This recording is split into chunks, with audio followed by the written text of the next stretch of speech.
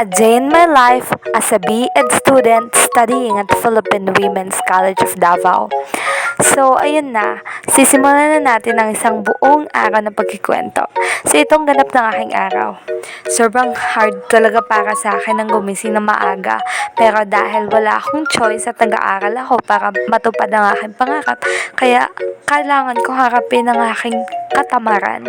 Kaya ayan, sa mga oras na yun, nagmamadali na talaga ako. Lumabas na ako pero bumalik pa ako sa kwarto dahil nakalimutan kong magdasal. Dahil importante talaga yun sa atin ang pagdarasal.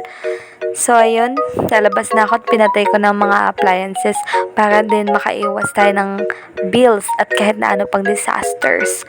So ayan, bumaba na ako, nagmamadali na ako sa mga oras na yan. Pero kahit anong kabisi at pagmamadali, kailangan muna natin umaura. At ayan, pinagpatuloy ko na, bumaba na talaga ako at nakita kong dalawang lola ko nag-usap dyan. Nag-open ako ng ref dahil nagugutom ako at kakain na sana ako pero dumiretso muna ako sa banyo at ginising ko muna ang aking diwa kasi wala pa namang pagkain kaya kailangan ko munang gumayak at kakain na lang ako ng mamaya pagkatapos ko maligo. Ayan, nakikita mo yung dalawang lola ko yun, nag-uusap lang sila, nood-nood lang sila ng TV pagkaaga-aga.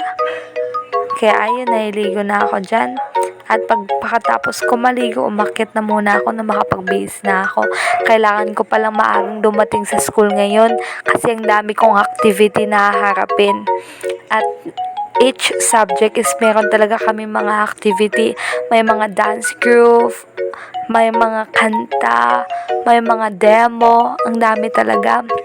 Kaya kailangan ko talagang magayak na maaga para matapos ko yun. Kayo sa cabinet ko at talagang nagka-mix-mix na yan.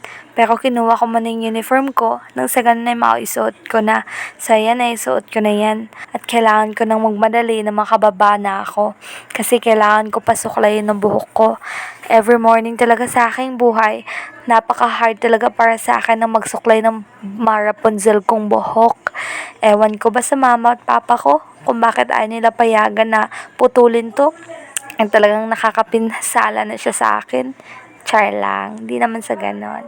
Pero talagang sa struggle na ako every time na nagigising ako ng umaga at naliligo. Kasi ang hirap-hirap talaga. Nagko-consume siya ng shampoo. Pati oras kinokonsume din niya. Kasi talagang buong oras ko na yun. Dapat para na ako ng jeep. Pero andun, nagsusuklay pa ako. Kaya kailangan ko ng bilisan dyan. At kakain pa ako. Ako pa naman yung tipo ng tao na ang bagal kumain. Kaya talaga binilisan ko na dyan kasi wala na talaga akong oras. At matagal pa ako makakasakay mamaya. Dahil na rin sa dami ng estudyante kapag 8 yung time, talagang nag-uunahan kayo, nagpapatulakan kayo. Kaya dyan, nagmamadali na talaga ako. Kasi haharapin ko na yung pinakamahirap at struggle ko ng mga umaga, ang magsuklay. So ayan, suklay lang ako ng suklay dyan. Nakakangalay talaga. Hindi ko na siya pinakita sa buong vlog kasi aabutin lang tayo ng oras. Hindi ko nga alam kung paano ko yan sinuklay dyan eh. Hindi na siya naaayos pero binilisan ko na lang talaga at itinali nang sa ganun makaalis na ako. Ayan, aura muna. Tsaka alis na.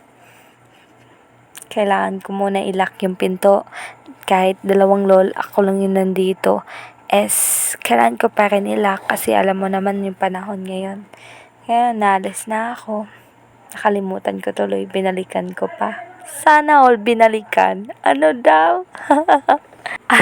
At andito na ako ngayon kung saan ako sasakay. Buti na lang at agad dumating tong jeep na to. Buti na lang talaga at maliit pa kami niyan. Fast forward, andito na ako sa PWC niyan. Papunta kaming library kasi sasauli namin yung book na hiniram namin yesterday. And after that, nag-TikTok muna ako with my friends. Ayan, TikTok lang, huwag magpapadala sa pressure ng buhay. Laban sa life, for the go, go, go, go. So ayan, bababa na rin ako dyan, natuuwi na rin ako kasi hapon na rin, hindi ko na pinakita yung lunch namin yan. At saka uwi na ako niyan, nagmamadali ako kasi kailangan ko pang pumunta dun sa Last for Less at bibili ng mga materials na gagamitin ko, gagawa ko ng visual aids. So, ayun na nga, andito na ako. Buti na lang talaga at kaunti lang yung mga tao ngayon. Kasi pag Sunday ka pumunta dito, talagang struggle ka papasok. Ayan, nakakapag-video pa ako na maayos. Ayan, pili-pili mo na dyan Disney Princess kahit counted yung lahat. So, ayan, sinalihan ko na rin ng Richie nang sa ganun may kakainin ako habang gumagawa ng visual aids. And then, lumabas na ako sa Lots for Less. So, that's the end of my day. Thank you for listening. See you until in my next vlog. Mwah!